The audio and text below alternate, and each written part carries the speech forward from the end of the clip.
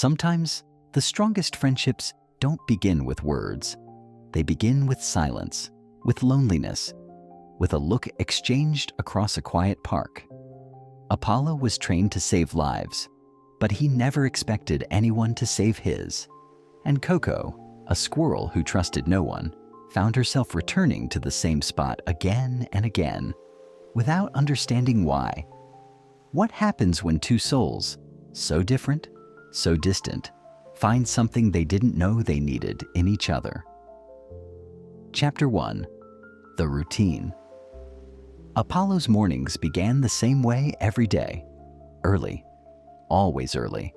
The sun would barely graze the tops of Manhattan's taller buildings before the harness would slip over his back, and the clipped command of "let's go" echoed from his handler's voice. No time for stretching. No time for play. The routine was precise, practiced, perfect. He didn't mind. At least, not at first. Apollo was built for purpose. A golden retriever with a gleaming coat and focused amber eyes, he was admired on every scene. From collapsed stairwells to flooded basements, people trusted him. Rescued families clung to him with tearful gratitude. Cameras caught his face more times than he could remember. He was a hero. And yet, in the quiet moments between sirens and applause, Apollo felt something gnawing at the edge of his heart. Something cold, something hollow. He didn't have a name for it. Dogs rarely do.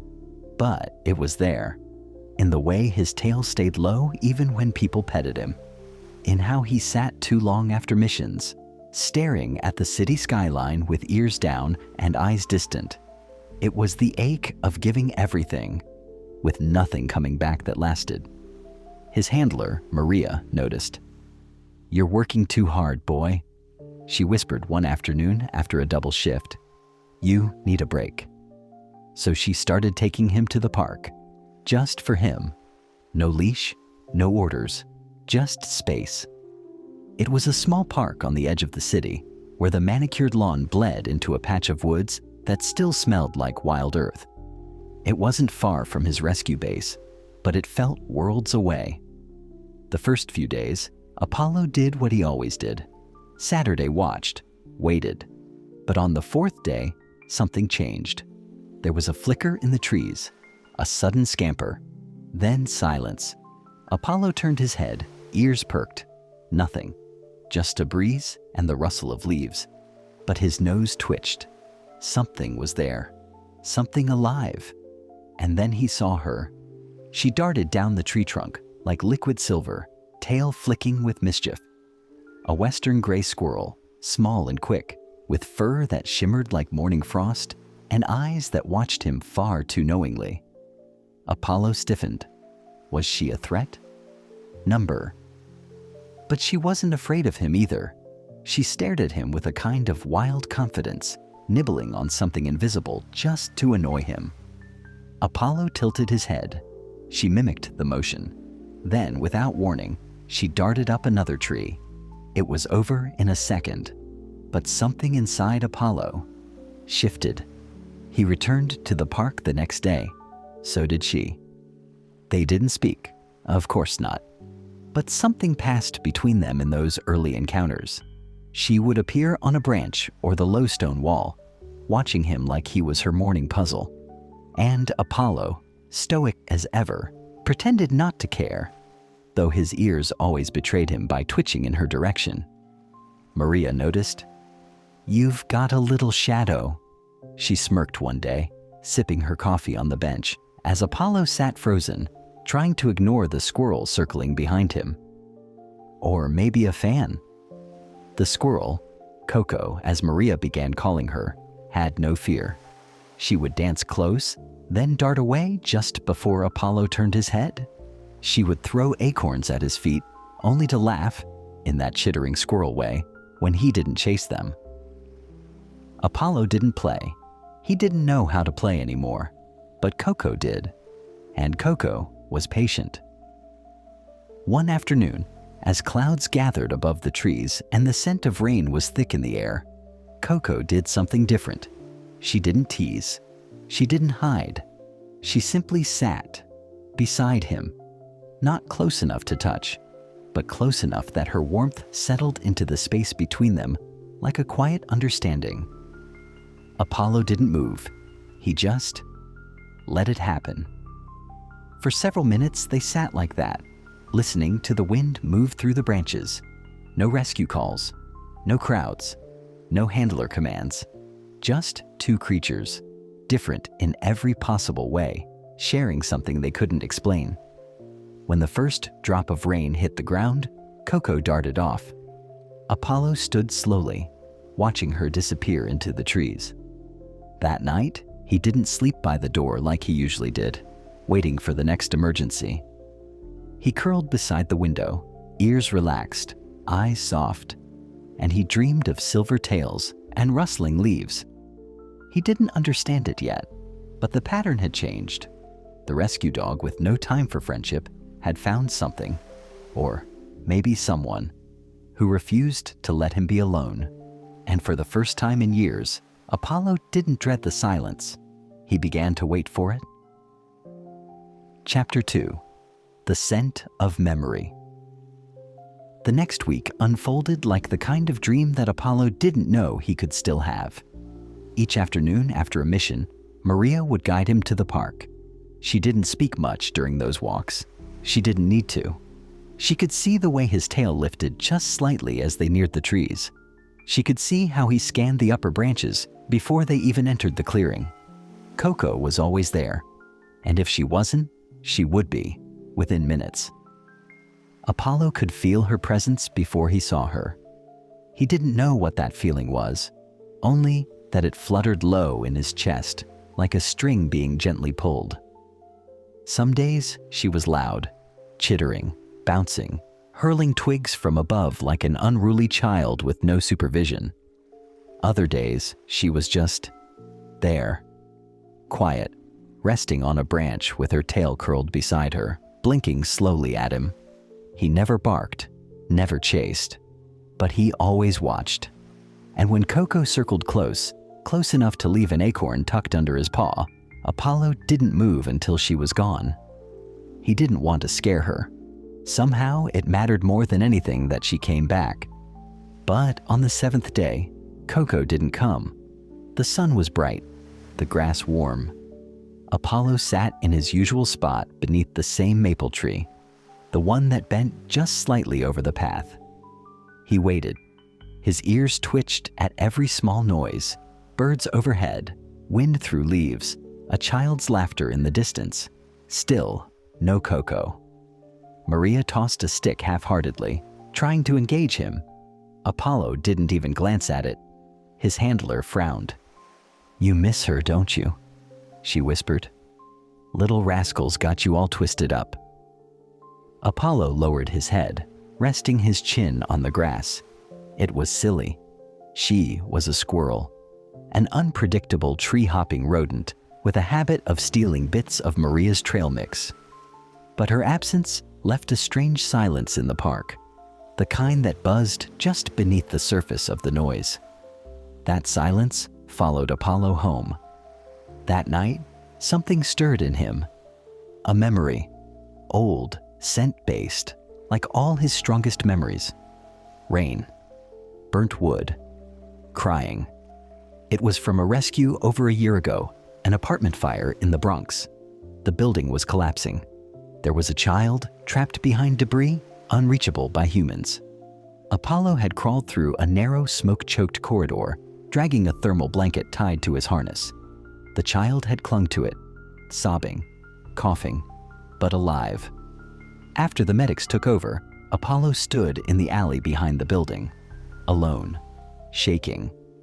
Not from fear, but from something colder. No one had come to him. No one had wrapped him in a blanket or told him good job. Not until Maria arrived much later. It was his job. He understood that. He didn't need praise, but it was the first time he felt what it meant to give everything and receive nothing in return. That same feeling now tugged at him again. Except this time, it wasn't after a rescue. It was after a missing squirrel. The next day, Apollo was restless. He paced near the window before the sun rose. Maria caught on quickly. "You're not letting it go, huh?" she said, grabbing his harness. "All right, let's go see if she's back." The park felt different that morning, lighter, breezier, but emptier too. Apollo walked faster than usual, ignoring the children and other dogs. He sniffed every tree, every bench. He tilted his head to listen. Nothing. Until a faint sound, barely audible, a rustling, far off, near the edge of the woods. Apollo broke into a slow trot, nose to the ground. Maria called after him but didn't stop him. She knew his instincts well. He reached the source, a fallen branch, freshly snapped, and beside it, something small. An acorn. But not just any acorn. This one had bite marks, tiny, uneven grooves, Coco's signature. Apollo nudged it gently with his nose, then looked up into the trees. And there she was. Coco was crouched on a low limb, panting slightly, her fur fluffed out in an uneven patch along her back. Her movements were slow, clumsy, not like her at all. Apollo barked once, softly. A question. She blinked at him. Then, without her usual flair, she descended the tree, carefully inching her way down. No flips, no games, just deliberate steps. When she reached the ground, she limped slightly. Apollo moved forward, but stopped short. Let her come to him. Coco sat down just a few feet away, breathing heavier than usual. Maria had caught up by then. She crouched next to Apollo and followed his gaze. "What happened to you?" she asked softly. "You get yourself into trouble, little one?" Apollo sat still, watching as Coco slowly stretched out on the ground, eyes fluttering closed for a moment. He didn't move, but he didn't leave. Over the next hour, they stayed like that. Maria offered Coco some nuts from her bag, placing them near a tree. Coco didn't take them. Not yet. But she didn't run either. Something had scared her, or hurt her. Something had scared her, or hurt her. And while the park was usually safe, the forest beyond wasn't always. Maria finally stood. "We should go home," she said, but her voice was softer now, hesitant. Apollo didn't move. She sighed. "You want to stay, don't you?" A slow wag of his tail. "All right, I'll give you time, but only an hour." Maria walked back toward the bench, leaving them alone. Apollo laid down beside Coco, again, not touching, just near. He didn't need to play. He didn't need the acorns or the teasing. He just needed her to know. She wasn't alone. Not today. That was the beginning of the change. Coco didn't vanish after that. In fact, she became more present than ever. But her behavior was different, gentler. No more chaos. No more thrown sticks. She was still playful, yes, but quieter. She began bringing Apollo things. Small treasures, shiny leaves, twigs with unusual shapes, even a bottle cap once. She'd drop them near him and scamper off. And Apollo? He began to return the favor. When he found a smooth pebble near the fountain, he pushed it toward her with his nose. When she accepted it, turning it over in her paws like a sacred object, his tail thumped the ground without him even thinking. Maria noticed again. "I don't know what this is," she murmured one day. "But it's something real, isn't it?" Apollo leaned against her leg for just a moment, then returned his gaze to the trees. Chapter 3. Things We Don't Say. Apollo had never known quiet could feel so full. Before Coco, silence meant waiting. Waiting for commands, for alarms, for someone to need saving. It was a space filled with tension, always anticipating movement. But now silence had a different shape. It wasn't heavy anymore. It felt warm, still, present. The kind of silence you don't rush through, because you're not alone in it. Coco was healing. Whatever had frightened or hurt her, was fading day by day. Apollo noticed first in her posture. She no longer curled in on herself. Then came the energy, little bursts of her old mischief, darting behind trees, tossing pebbles, skimming his tail with her claws just to get a reaction. But something had shifted between them, and neither of them pretended it hadn't. She no longer demanded his attention with noise. She simply gave it, by sitting close, by showing up. And Apollo, who had spent his life responding to emergencies, was now learning how to respond to presence. It scared him sometimes, how deeply he felt her absence when she wasn't there. He didn't understand how this happened, how a squirrel, a creature so different, had slipped through the cracks of his guarded heart and taken root there. Maria knew something was happening. She didn't say it out loud, but her gaze lingered longer on Apollo now, especially when he sat at the tree line after a shift. "You're different," she whispered one morning, brushing his fur. Softer. Apollo's ears flicked forward. "You've got feelings for her, don't you?" He blinked, still and quiet. Maria smiled, not expecting an answer. "You know what the funny thing is?" she added, standing. "That little squirrel might be the first one to really see you. Not the uniform, not the hero. You." One evening, after a particularly intense search and rescue mission in Queens, Maria brought Apollo to the park much later than usual. It was dusk now. The sun had dropped behind the buildings, casting long purple shadows over the grass. The trees hummed with the fading chirps of birds settling in for the night. Apollo moved slowly. His legs ached. His fur was still damp from the riverbank they'd combed for hours. But even through the exhaustion, his eyes scanned the trees. Coco appeared as she always did. But tonight, she didn't dance or climb or toss things from above. She came down immediately and sat in front of him. And for the first time, Apollo made the move. He took one step forward and lowered himself beside her, letting their sides nearly touch. Coco didn't flinch.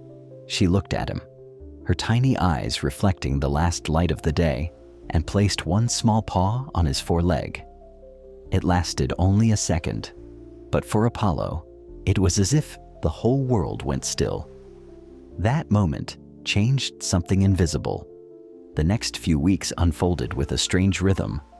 Apollo's shifts continued, and Coco seemed to understand his schedule better than anyone. She'd show up right on time, as if she could read the sun the way he read scent trails. Some days, they explored together, not far, just along the edge of the woods. Coco would lead, hopping from root to branch, and Apollo would follow on the ground, watching her with a kind of awe. She showed him hidden places, a hollowed log where wild violets grew, a stone shaped like a heart tucked beneath ivy, a rusted pocket watch someone had lost long ago. Coco's world was full of secrets, small, quiet ones no one else saw, and she shared them all with him. But Apollo couldn't shake the feeling that something was coming. It wasn't dread exactly, more like a low hum in the back of his mind, a sense that this peaceful rhythm wasn't forever. One morning, during a rain-soaked rescue, he and Maria were called to a warehouse fire on the outskirts of the city. A roof collapse, screaming, smoke, chaos. Apollo was the first inside. He found a man pinned beneath a beam, coughing, barely conscious. With careful steps and trained focus, Apollo positioned himself beside the victim, nudging and barking until the man was pulled to safety. It was a textbook save. But something happened on the way out. A second beam gave way. Maria screamed his name. Apollo's ears caught it just before the world went black. He woke up in a veterinary trauma center. Bandaged leg, bruised ribs. Nothing life-threatening, but painful and worse. Stagnant. Maria was there, her hand on his paw. "You're okay," she whispered. "You're okay, boy. You did good." Apollo tried to rise but whimpered as pain shot through his side. "Easy," she said. "You need rest." He didn't care about the pain. He didn't care about the noise or the fluorescent lights or the strangers in scrubs. He cared about the fact that he wasn't at the park. He cared about her. 2 days passed. Maria finally brought him home. Still limping, still quiet, Apollo barely touched his food. He didn't sit by the door. He didn't move to the window. Until the third night. Rain tapped softly against the glass, and Apollo's ears twitched. He dragged himself to the window and looked out, not toward the street, but toward something he couldn't name. A pull, a memory, a longing. Maria saw him. She grabbed her coat. "You want to see her, don't you?" Apollo didn't move, but his eyes said everything. She smiled. "Then let's go." The park was empty. Night had fallen. Streetlights buzzed faintly in the distance, but the forest line was dark and still. Apollo limped slowly toward the tree. And there she was. Coco, waiting. She scurried down when she saw him, her movements less like a squirrel and more like someone who had waited days to see someone they missed. She ran to him. No hesitation. She pressed her head to his chest. And this time, Apollo let out a sound. A low, trembling whine, half relief, half apology. He hadn't known how much she mattered until he nearly never saw her again. They stayed in that place for a long time. Maria waited by the path, watching silently. The night held them like a blanket, and the stars blinked gently overhead. They didn't speak. They didn't need to. Because some of the most important things in life are the ones we never say out loud. Chapter 4. The Distance Between Trees. In the weeks following the warehouse collapse, Apollo's movements were slower, but his spirit was lighter. Something in him had softened during recovery. Maybe it was the way Coco had waited for him, or maybe it was the realization that no matter how strong or skilled he wasn't invincible. It was a strange thing, for a dog trained to rescue everyone else, to finally feel rescued himself. Coco seemed to know how to adjust to his pace. She stopped leaping across branches so quickly. Instead, she'd climb down and walk beside him, her tiny steps skipping along the edge of his shadow. She still brought him gifts, leaves shaped like stars, feathers from unseen birds, little bits of the world he never would have noticed. Apollo, in return, listened more, not just to her, but to the world. He began to recognize the rhythm of the wind in the trees, the difference between bird calls and squirrel warnings, the subtle scents left behind by the forest's other invisible visitors. He had spent so much of his life chasing alarms that he'd forgotten how to be still. But Coco lived in stillness. She taught him that not everything important announces itself. One late morning, Apollo and Maria arrived at the park to find it strangely empty. No joggers, no barking. Even the usual buzz of cicadas seemed quiet. Coco wasn't on the usual branch. Apollo sniffed the air. Something was off. Maria noticed his posture shift. "What is it?" she asked, lowering herself next to him. Apollo trotted to the trees, ears forward, nose sweeping across the ground. There was no sign of Coco, no rustled leaves, no dropped acorns, only the faintest scent, old and fading, leading into the deeper woods.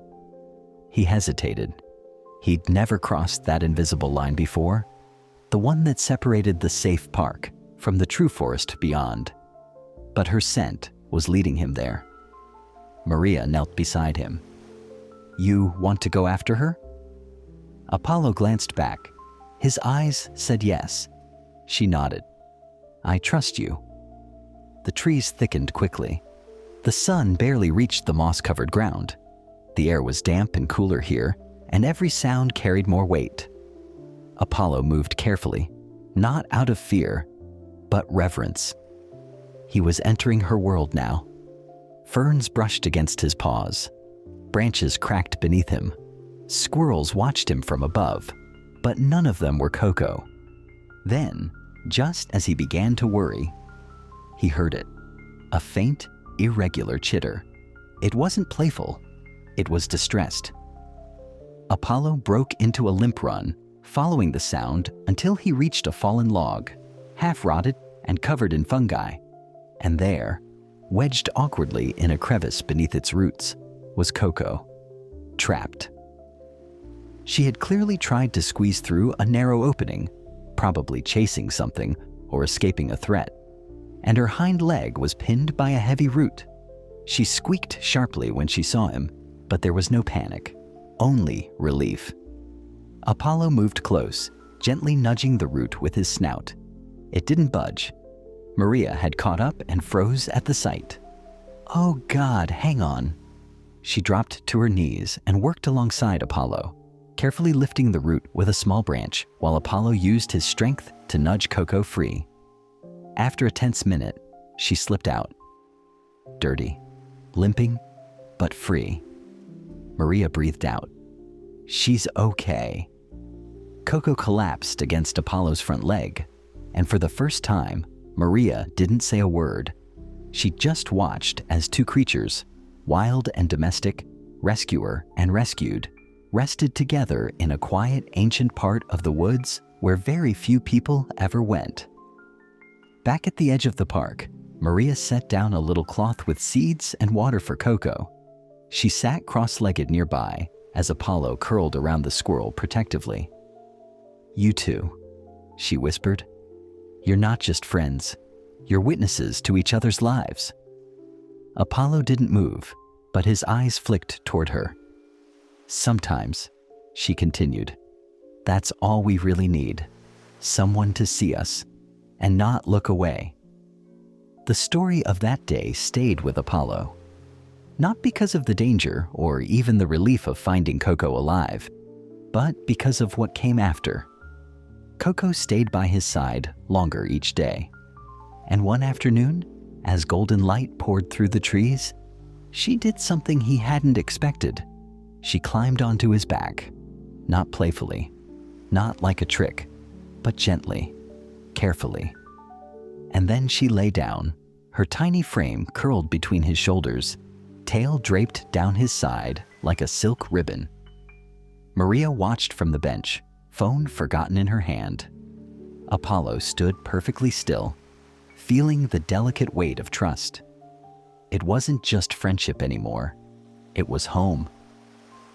That night, Apollo didn't sleep near the door like he used to. He lay near the window again, but not to wait. Just to remember. The smell of damp trees, the sound of Coco's tiny heart beating against his fur, the silence between them full of things neither of them could say, but both understood. The distance between trees didn't feel so wide anymore, not when someone walked it with you. Chapter 5: The Storm and the Stillness. Summer arrived with little warning. The trees grew heavier with leaves, the air buzzed with insects, and the city parks swelled with laughter, footsteps, music. But for Apollo and Coco, time moved differently now. They had fallen into a rhythm of their own. Quiet mornings, long shadows, hidden places no one else noticed. Every visit brought them closer, not just in habit, but in something deeper, something wordless. Apollo had never been this attached to anyone outside of work, not to another animal, not even to another dog. And Coco. Coco had never stayed near anyone this long, not even her own kind. They were both, in their own ways, loners. But together, their loneliness had become less. Then came the storm. It was a Wednesday afternoon, just after Apollo finished a rescue drill.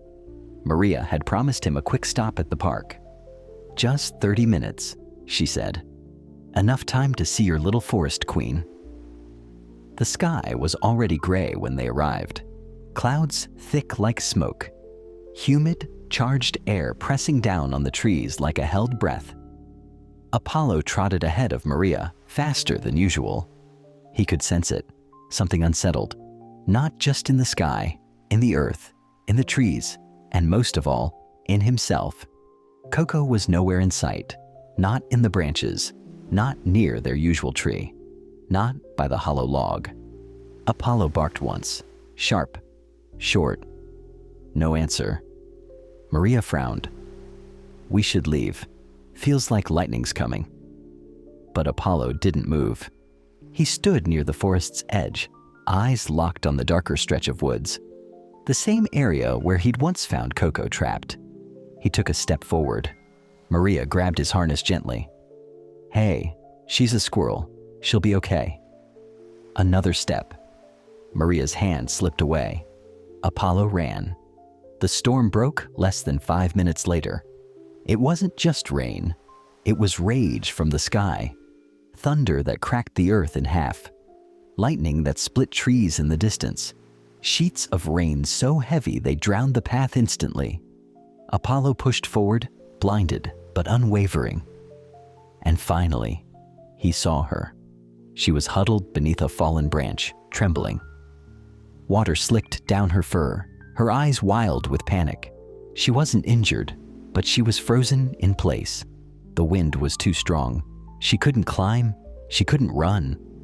Apollo dropped to his belly and crawled under the branch beside her. Coco squeaked, not in fear but in recognition. He nosed her gently. She pressed against him. Together they waited. Maria's voice echoed distantly, calling through the storm. Apollo stayed still, protective, anchored. It felt like hours. In truth, it was 15 minutes, but when the storm finally softened, when the thunder rolled further away and the rain lightened to a steady drizzle, Maria found them. She dropped to her knees, soaked, breathless, and pulled Apollo gently back. Coco didn't run. She clung to his side until the very last second. Maria stared at them both, her expression unreadable. Then she laughed, softly. Of course you went after her. That night, Maria did something she hadn't done before. She placed a small wooden box on the windowsill. Inside it, seeds, berries, bits of apple, and a folded napkin for nesting. A small shelter, just in case Coco ever followed them home. Apollo sat beside it for hours, watching the rain blur the city beyond the glass. And in the darkest part of night, he saw movement, a gray flash on the balcony railing. A pause. Then, carefully, Coco stepped inside. She didn't stay long, just long enough to nudge the edge of the box and press her tiny paw against the glass. Apollo touched his nose to hers through the pane. No storm could reach them here. The next morning, Maria knelt beside Apollo with a towel still damp from cleaning the floor. You love her, don't you? She whispered. Apollo didn't move. Maria smiled. I don't mean like people mean it. I mean the real kind. The kind that doesn't need anything back. She leaned in close.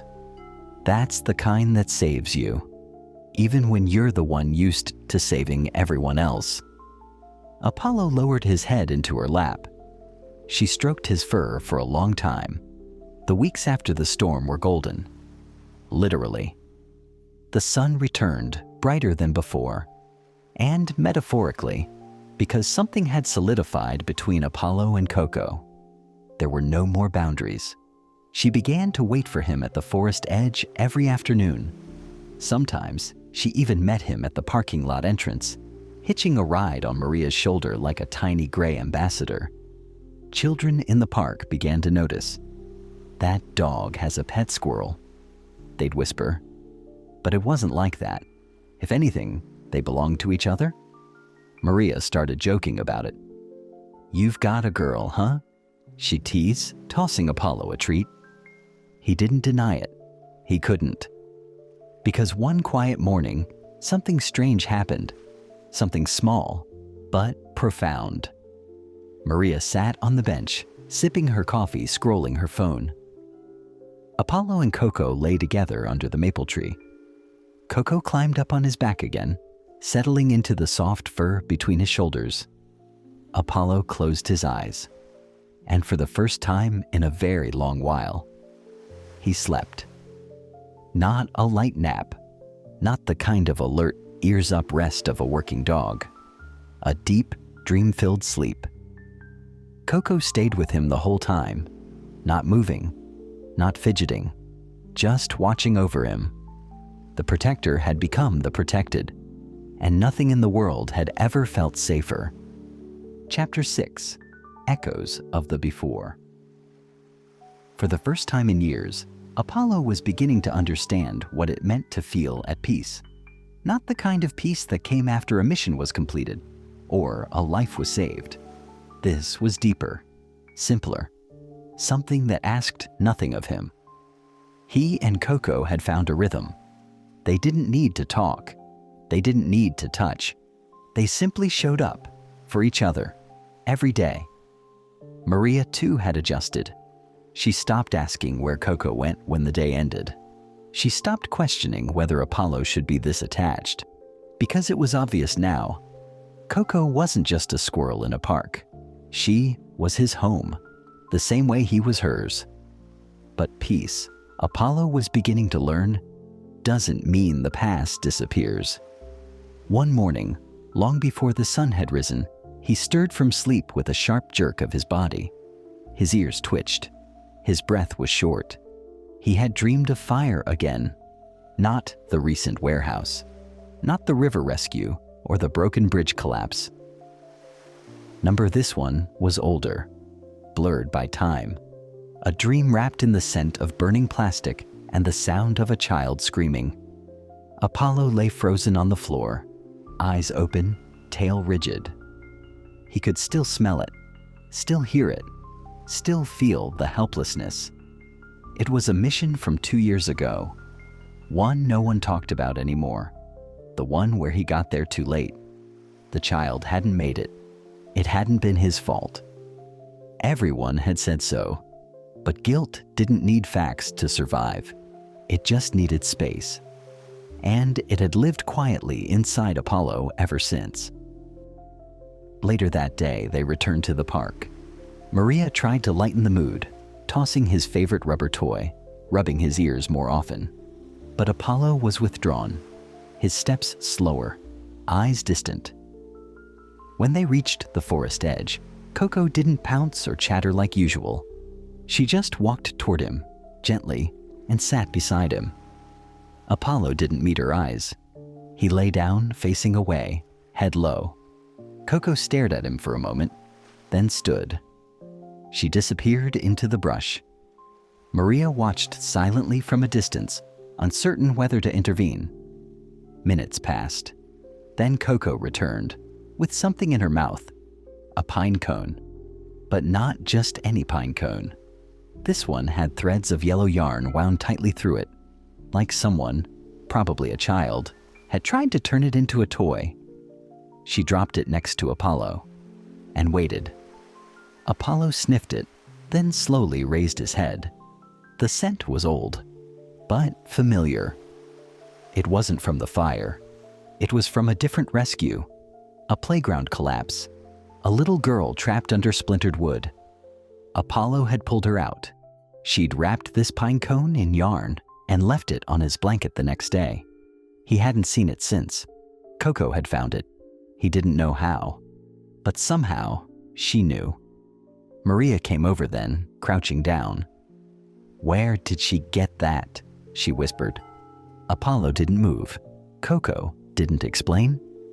Maria reached out and gently picked it up, studying the faded thread. Then she nodded, as if understanding something too deep for words.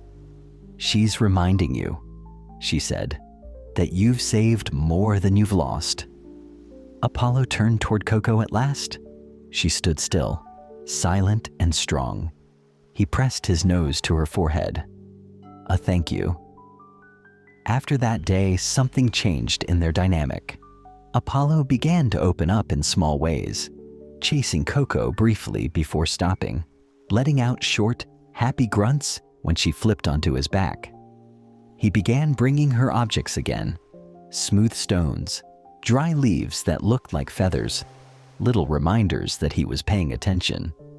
And Coco, she began to stay longer.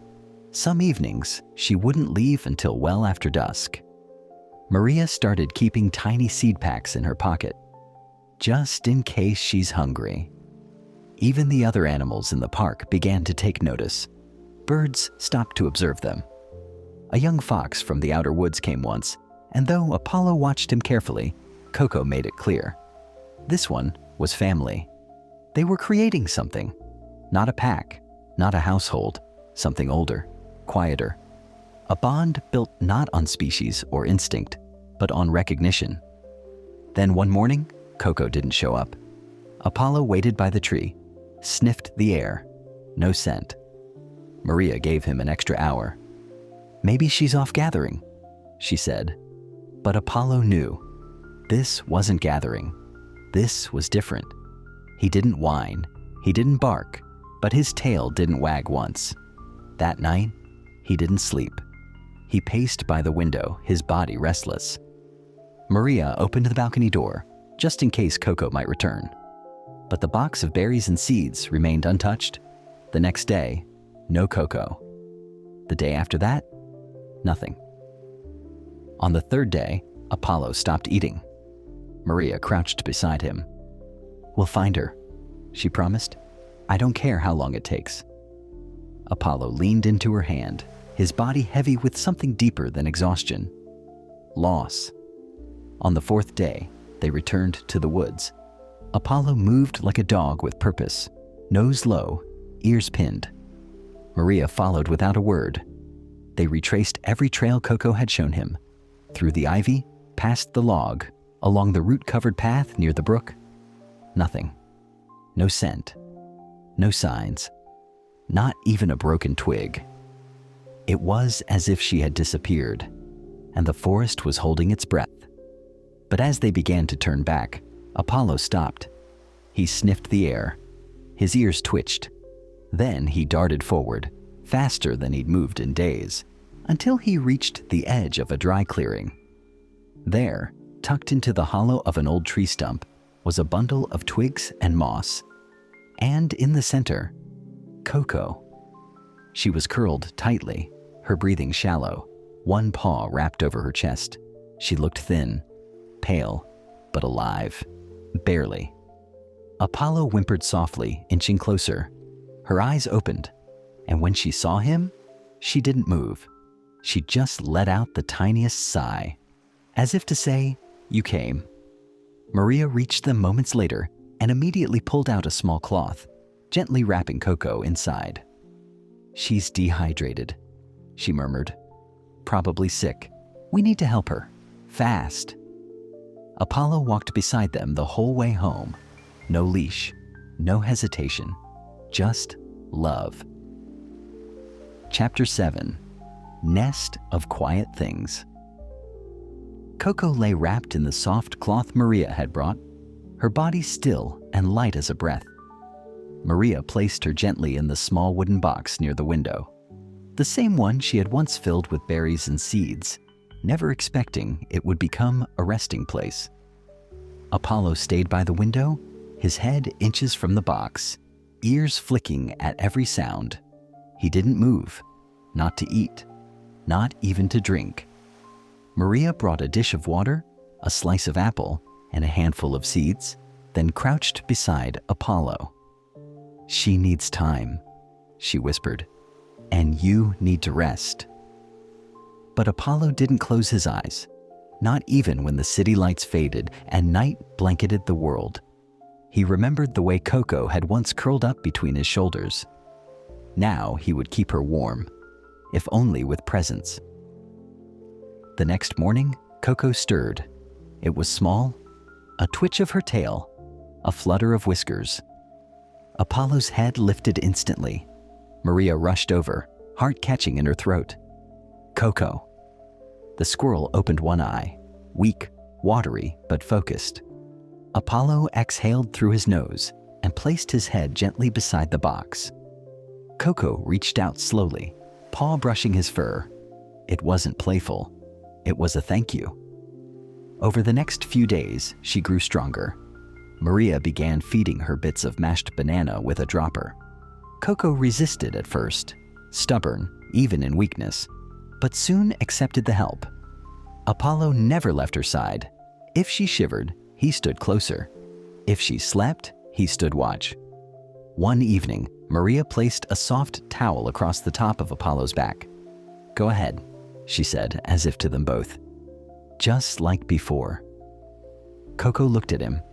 Then, with great effort, she climbed onto his back and curled into his fur. It was the first time she'd slept that way since before the storm. Apollo didn't move for hours, but even as Coco healed, something unspoken hung in the air. Where had she gone those missing days? Why had she left the park? And what had happened to her out there in the deeper forest? Apollo didn't have words for the feeling in his chest, but it tightened whenever he thought about losing her again. Coco must have sensed it too, because late one night, she disappeared from the window box and returned with something in her mouth, a torn strip of bark with deep scratch marks. She placed it at Apollo's feet. Maria picked it up, studying the markings. "Claw marks," she said. "Big ones." Apollo's ears twitched. Not a raccoon, not a fox, something else, something wild, something still out there. The next morning, Coco sat in the windowsill as sunlight poured through the glass. She looked stronger now, and more alert. Her eyes met Apollo's, and in that moment, he knew they weren't finished yet. Chapter 8. What the Wind Carries. The next morning, the park felt different. It wasn't the weather. The sun was out, the air warm, but something beneath the surface had shifted, like the ground itself was holding its breath. Apollo stepped lightly across the grass. Coco perched between his shoulders once more. She hadn't returned to the trees yet. Not fully. She wasn't ready. And he wasn't ready to let her go far. Maria kept close behind, her eyes scanning the tree line more than usual. She carried a whistle around her neck now, one used to signal backup during emergencies. She hadn't needed it in years. Apollo could smell it too. Something unfamiliar had passed through the woods recently. Heavy, wild, male. It wasn't one of the city creatures. This one had no scent of trash or park food. This one smelled like territory? Coco tapped Apollo's ear twice, her new signal. Slow, urgent. He stopped. She climbed down and darted to a nearby stump. Her body pressed low to the bark as she sniffed around a patch of disturbed soil. Then she backed away. Fast. Claw marks. Fresh. Maria reached them moments later. Her voice dropped. "Cougar," she muttered. "It's rare, but not impossible. One must have moved down from upstate." She looked down at Apollo. "We need to report this." Apollo didn't move. He was staring at Coco. She wasn't scared, she was angry. Later that night, Coco didn't sleep in her window box. Instead, she paced the railing, tail twitching. Maria tried coaxing her inside. "You've done enough. You don't need to go back out there." But Apollo knew better. Coco had to go. Not to chase the danger, to confront it, to make sure no other animal, no other squirrel, was left hiding in a hollow log, waiting for help that might never come. Apollo stood at the door, waiting. Maria hesitated, then opened it. They moved through the park like shadows, quiet, in sync. Coco leading now, Apollo following. At the edge of the woods, she paused, looked back once, then vanished into the trees. Apollo followed without a sound. The forest was darker than usual. The moon, high above, was barely visible through the thick canopy. Sounds echoed in strange ways. Wind hissing through branches. Something moving up ahead, just out of reach. But Apollo wasn't afraid. he was with her. And whatever they were walking toward, they'd face it together. Chapter 9. Between Fear and Firelight. The deeper they moved into the woods, the more Apollo relied on instinct, not his training, not scent trails or search patterns, just feel. Something ancient, something animals had long before humans started naming things like danger or bravery. Coco darted ahead in short bursts, climbing low branches, pausing to listen, dropping again to the earth. She wasn't reckless now. She was measured, focused. She had been here before. Wherever she had vanished to during those missing days, it had been this place. Apollo sniffed a patch of grass near the base of a mossy tree. Blood, dry but recent. Not Coco's. Not any animal he recognized. It smelled like fear, like panic pressed into the dirt. Coco stopped up ahead, completely still. Apollo lifted his head. There it was, a shape in the clearing, low, still, watching. The cougar. It was younger than Apollo expected, lean but large, tawny fur darkened near the chest. Its eyes shimmered in the moonlight like twin lanterns. It didn't lunge, it didn't growl, it just stared. And Coco stepped forward, alone. Apollo tensed, his whole body braced, but Coco didn't stop. She didn't challenge, she didn't threaten. She stood in the center of the clearing, small and trembling, but unbroken. And then, something passed between them. The cougar blinked once, lowered its head, and walked away. No chase, no fight, just understanding. Coco collapsed backward, chest rising and falling. Apollo rushed to her, nuzzling gently under her side. She was safe. They both were. Maria found them an hour later at the edge of the woods. Coco curled into Apollo's side like nothing had happened. She dropped to her knees in the grass, wrapping her arms around Apollo's neck. "I knew you'd bring her back," she whispered. Apollo licked her cheek. Not because he needed to, because she did. That night, Coco didn't go to the window box. She climbed onto Apollo's back and stayed there while he slept. And in his dreams, there was no fire. Only light. Only her. Chapter 10. Where the Quiet Lives. Autumn arrived without warning. One morning, the leaves were green. The next, the whole park was touched with fire. Red, amber, gold. The air grew crisp, and the sky deepened into a softer, quieter blue. Apollo was older now, only by a season, but it felt like years. Not in his body, but in the way he moved. Slower, gentler, more aware of every moment, every sound, every soft rustle in the trees. And Coco? She had returned to the branches, not to escape, but to belong. She still met him at the edge of the forest every afternoon. Sometimes she rode on his back like before. Other times, she'd guide him to hidden places no one else saw. A patch of mushrooms shaped like a heart. A tree where a wind chime hung, forgotten, singing only when the air was just right. They didn't need the whole park anymore. They only needed a few feet of forest and each other. Maria brought them here every day, even on her days off. She never asked questions anymore. She didn't need to. She saw the change in Apollo, the calm behind his eyes, the ease in his step.